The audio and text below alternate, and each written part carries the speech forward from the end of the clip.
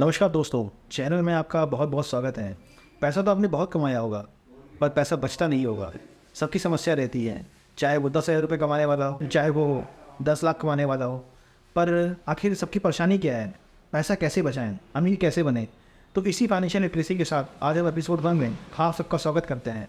और most welcome है Shri Nitin Sinha ji, financial expert, जो हमारे साथ यहाँ पे आज आप ऑडियंस को बताएंगे कि पैसा कैसे कमाया जा सकता है और उस पैसे को कैसे सेव किया जा सकता है। तो most welcome Shri Vipin sir ji. तो हमारी ऑडियंस को थोड़ा सा आप बताएं कि कैसे जो है पैसे के बारे में थोड़ा सा, कैसे फाइनेंशियल इन्वेस्टमेंट क्या होता है, इन्वेस्टमेंट के क्या क्या तरीके हैं। तो ये हमारा एपिसोड 1 है, तो ऑडियंस जानना चाह रही है, प्लीज़। धन्यवाद रिपुंजय जी, आपने मुझे मौका दिया कि मैं आपके चैनल पे ये प्रेजेंट कर सकूँ कि क्या क्या चीज़ें हैं आज के समय में। इन्वेस्टमेंट की बात आपने करी कि आदमी पैसा तो बहुत कमा रहा है, लेकिन वो पैसा बचता नहीं है, सेव नहीं होता पैसा। ये समस्या सबकी रहती है। तो इन्वेस्टमेंट के विषय में आज हम लोग डिस्कस करते हैं कि कॉमन आदमी जो है वो कहाँ कहाँ इन्वेस्ट कर सकता है अपने इस देश में, भारत देश में। क्या क्या एवेन्यूज़ हैं हमारे पास जहाँ पे कि हम पैसा इन्वेस्ट कर सकते हैं। नॉर्मल सी बात है कि जैसे हम लोग देखते हैं कि जब आप पैसा दिमाग में सोचते हैं तो दिमाग में एक चीज़ आती है कि बैंक, पैसा कहाँ रखना है। आदमी का पहले दिमाग में आता है बैंक है या पोस्ट ऑफिस है। अगर कोई सैलरी पर्सन है तो उसकी सैलरी कहाँ आती है? बैंक में आती है। तो वहीं से शुरुआत होती है कि पैसा सबसे पहले कहाँ मिल रहा है, हम तो देख रहे हैं उसको बैंक में देख रहे हैं। तो बैंक में जब पैसा आ रहा है तो अब उसको हम इन्वेस्ट कहाँ कर सकते हैं? पहला तो ऑप्शन बैंक से ही शुरू हो जाता है या पोस्ट ऑफिस से ही शुरू हो जाता है कि बैंक में पैसा आया, आपकी सैलरी आई, तो वो एक उसका एक सर्टेन अकाउंट होता है जिसको कि हम सेविंग अकाउंट कहते हैं, सैलरीड अकाउंट कहते हैं।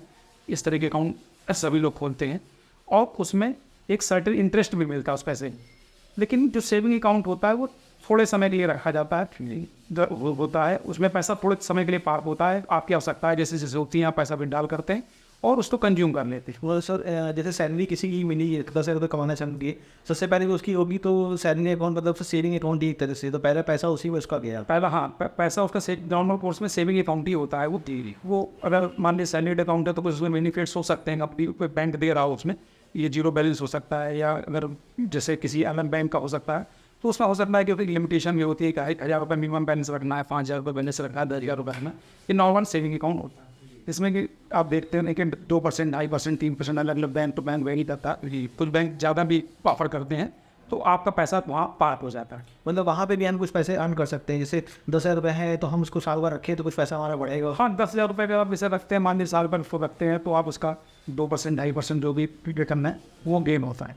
और इसके अलावा और अच्छे ऑप्शन कर सकते हैं, क्योंकि आज की डेट में अमीर सबको बनना है, सबकी एक क्यूरियोसिटी है कि भाई जल्दी पैसा कमाना है, ज़्यादा इंटरेस्ट चाहिए। तो लोग क्या करते हैं कि कुछ हमने टर्म्स सुने हुए हैं, FD, RD और इस तरह के टर्म्स हैं। तो थोड़ा सा ये सेविंग अकाउंट के, तो आपने जैसे बताया कि सैलरी मिली सेविंग अकाउंट में गई, इसके अलावा हम उसको फिर सेविंग अकाउंट से RD या FD में जो टर्म्स होते हैं, पहले तो ये क्या होते हैं सर, ये जानना चाहेंगे और फिर कैसे स्विच कर सकते हैं? देखिए, RD आपने जैसे डिस्कस किया, RD पहले बताया, रिकरेंट डिपॉजिट, इसको जो कि ब्रीफ स्टार्ट हुआ है। रिकरेंट डिपॉजिट का मतलब ये होता है कि छोटी छोटी बचत जो है आप एक अकाउंट में पार्क करते हैं।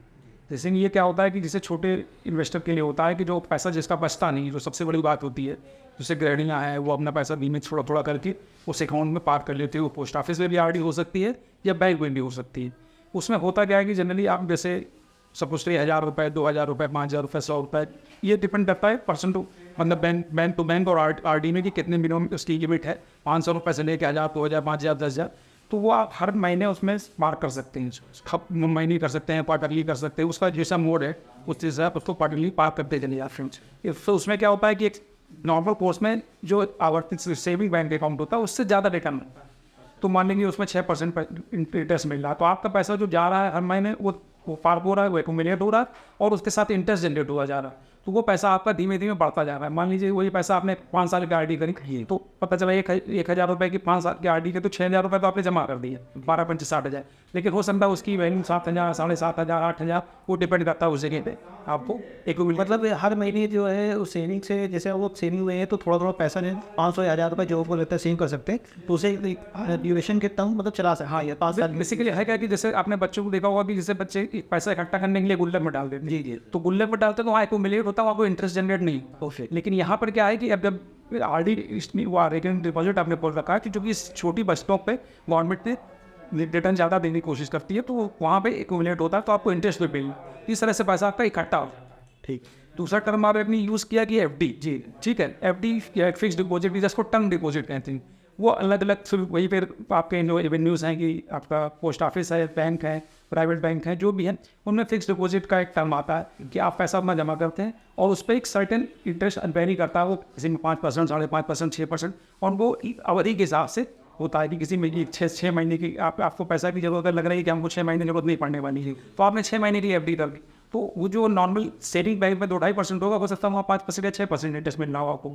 आपको लगता है कि पैसा हमारा हमको 5 साल की जरूरत नहीं है, तो आपने 5 साल की एफडी कर दी, तो उस पर रेट ऑफ इंटरेस्ट ज़्यादा होगा। आप इसके लिए एक चार्ट देख सकते हैं इस तरह का, वो चार्ट अपने अपने बैंक में क्या ऑफर कर रहे हैं। आज के समय चूँकि एडवांस वर्जन है, नेट बैंकिंग मतलब फैसिलिटीज़ काफ़ी बैंकों में अवेलेबल है और इतनी टेक्नोलॉजी एडवांस हो चुकी है, तो आप इसमें ऑनलाइन बिना अकाउंट खोले भी एफडी कर सकते हैं। तो आप उस हिसाब से देख सकते हैं फिर रिस्क एपेटाइट के साथ में कि किस में हम कहाँ पे इन्वेस्ट करें। तो उसमें आपको इसका सबसे अच्छा फीचर ये है कि जो आपको इंटरेस्ट मिलता है उस पर भी इंटरेस्ट मिले।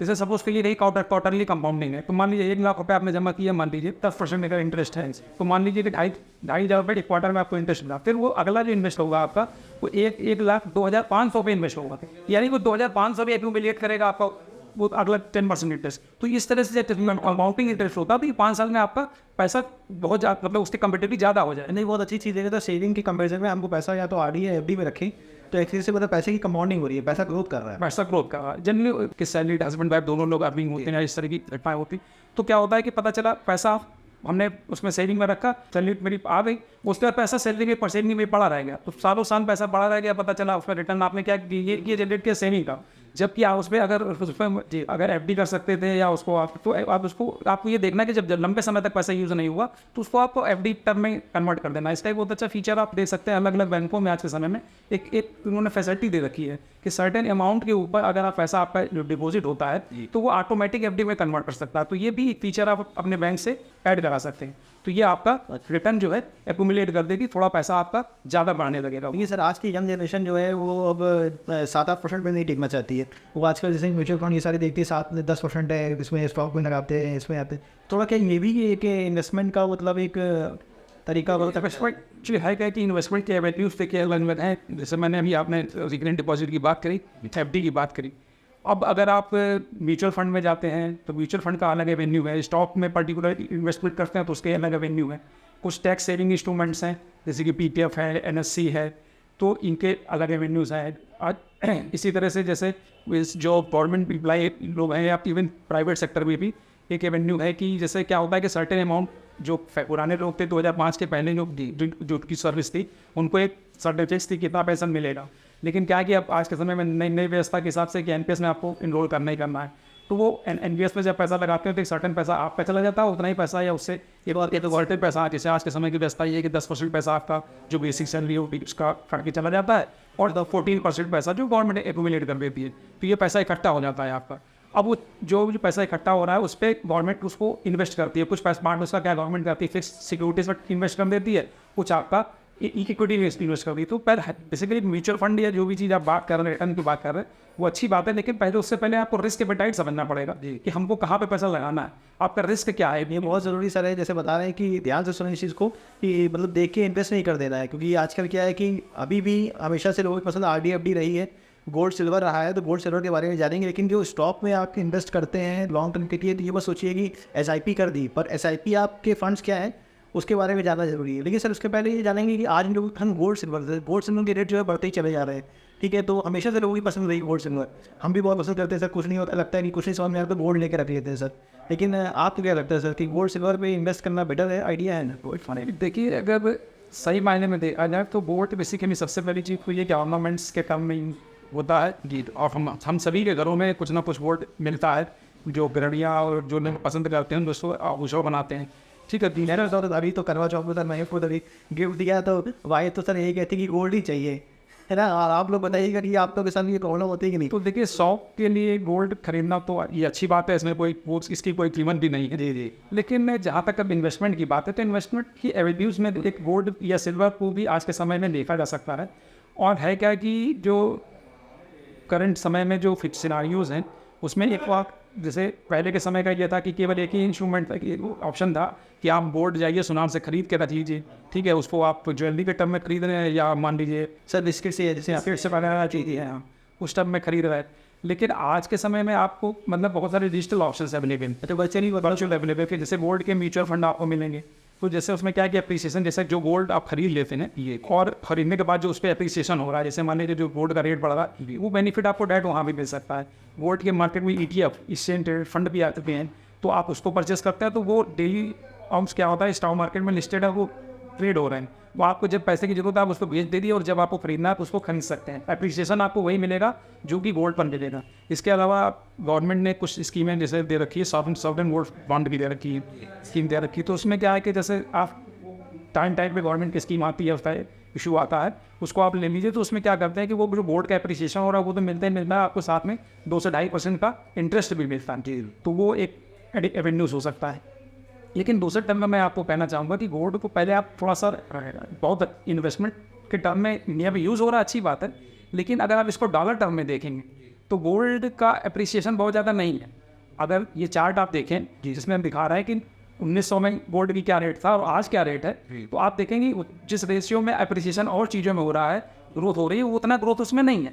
लेकिन ये इसलिए हमको बढ़ा हुआ दिखता है इंडिया में, कारण उसके पीछे ये क्योंकि गोल्ड जो है हमारा जो करेंसी इंडियन करेंसी है डॉलर के टर्म में डिप्रिशिएट होती चली जा रही है।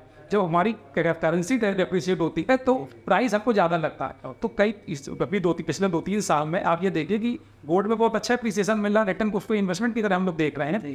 तो मेरा सुझाव इसमें यही है कि आप जब टोटल अगर अपना पोर्टफोलियो बनाते हैं उसमें 5 से 10% आप गोल्ड इन्वेस्ट खरीद के रख सकते हैं गोल्ड को, या फिर आप उसको जो डिजिटल फॉर्म्स अवेलेबल है उसके टर्म्स में रख सकते हैं। अच्छा सर, तो क्या सर आपको क्या लगता है कि ये जो पोर्टफोलियो बनना चाहिए वो मतलब थोड़ा डाइवर्सिफिकेशन होना चाहिए, या फिर हमें आप कोई ऐसी परफेक्ट चीज़ बताइए कि पूरा पैसा जो है हम एक ही उसमें मतलब टर्म में जो है लगा दें, जैसे ज़मीन पे लोग खरीद के लगा देते हैं या गोल्ड में या फिर FD RD जैसे बताया, तो क्या ऑप्शन आप देना चाहिए? क्या अंदर देखिए पुरानी कहावत है कि सारे अंडे जो है एक बास्केट में नहीं रखने चाहिए, ठीक है। तो वही चीज़ यहाँ पे भी एप्लीकेबल होती है कि जब अपना आप पोर्टफोलियो बना रहे हैं, जो भी पैसा आप इन्वेस्ट कर रहे हैं उसको अलग अलग टर्म में इन्वेस्ट करिए। जितना कुछ पैसा आपने रियल एस्टेट में लगा रखा है, ज़्यादातर इंडिया में काफ़ी पैसा दिखा वो रियल एस्टेट में लगता है। जैसा कि गोल्ड बताया, गोल्ड भी हम क्योंकि हम लोग कंज्यूमशन इंडिया में सबसे ज़्यादा है, तो गोल्ड भी हम लोग कंज्यूम करते हैं, गोल्ड भी होना चाहिए आपका पे। बाकी इसी तरह से आपका फिक्स ऐसे इंस्ट्रूमेंट है कि आपकी रिक्वायरमेंट क्या है। आपको पहले ये समझना पड़ेगा कि आपको पैसे की रिक्वायरमेंट कितने दिन बाद होने वाली है। अगर सर्टेन रिक्वायरमेंट है आपकी जो निश्चित, तो आपको प्लानिंग के हिसाब से वो पैसा इन्वेस्ट करना पड़ेगा। हो सकता है कि आपको PPF अकाउंट में पैसा रखना, लॉन्ग टर्म के लिए अगर इन्वेस्टमेंट करना है और टैक्स सेविंग भी करनी है तो आप PPF में रख सकते हैं, ठीक है। आपको अगर लगता है कि 2-3 साल 4 साल के लिए रखना तो आप FD में भी रख सकते हैं। लेकिन आपको लगता है कि नहीं इस पैसे की हमको लॉन्ग टर्म प्लानिंग है, जैसे सपोज करिए कि आपके कोई गोल आपका बच्चे के साथ शादी करनी है, वो 15 या 20 साल के बाद करना है, ठीक है। कोई बच्चा आज पैदा हुआ उसको एजुकेशन के लिए करता है, तो ये आपका 15-20 साल बाद गोल आने वाला है। तो या इसका आपको लगता है कि अपनी रिटायरमेंट प्लानिंग करनी है, जैसे रिटायरमेंट सीखो नहीं है तो रिटायरमेंट प्लानिंग करनी है, तो ये लॉन्ग टर्म गोल है आपका। तो इस तरह के इन्वेस्टमेंट के लिए जो अभी आपने यूज़ किया था कि म्यूचुअल फंड या स्टॉक, उसमें आप जा सकते हैं। तो अब इसमें ये देखना पड़ेगा कि जो पैसा हमारा लॉन्ग टर्म है उसको आप म्यूचुअल फंड में इन्वेस्ट कर सकते हैं। म्यूचुअल फंड में भी बहुत सारे एवेन्यूज, इसमें अलग अलग उसका डिस्क्रिप्शन है कि जैसे कि आप लॉन्ग टर्म पैसा लगाना चाहते हैं तो उसके लिए उसमें एक लार्ज कैप है, मिड कैप है, स्मॉल कैप है, आपको कितना पैसा कहाँ रखना है, मतलब वो आपको हर चीज़ का एनालिसिस करना पड़ेगा, पूरे पोर्टफोलियो का एनालिसिस। इसलिए डाइवर्सिफिकेशन बहुत जरूरी है। आप हर जगह इन्वेस्ट करेंगे अलग अलग तरीके से तो उसके रिटर्न अलग अलग मिलेंगे आपको। सर अगर हमारी कोई ऑडियंस अगर चाहेगी मतलब इस तरह की एक्सपर्टीज़ आपसे जानना है या फिर तो वो आपसे कांटेक्ट कर सकते हैं और अपना पैसा इन्वेस्ट कराना चाहें तो इसमें भी जो है हम सर आप जरूर हेल्प करें, मैं चाहूँगा वही ऑडियंस की। बिल्कुल। आज जो है सर हम लोगों ने जाना है सर के साथ में कि क्या क्या ऑप्शंस है इन्वेस्टमेंट के और कहाँ हम अपने पैसे की ग्रोथ कर सकते हैं, ठीक है। 1000 रुपये कमाना मैटर नहीं करता है, आपने 1000 रुपये कमाए पर खर्चे 1200-1500 रुपये के, ठीक है। तो वो 1000 रुपये को कैसे कन्वर्ट करें 1200-1500 में और अपने खर्चों को भी कैसे मिनिमाइज़ करें। आपकी जो भी क्वेश्चन है तो आप जरूर जो है कमेंट में डालिएगा और बताइएगा कि आपको ये वीडियो कैसा लगा और चैनल को सब्सक्राइब करिएगा। मिलते हैं नेक्स्ट एपिसोड में।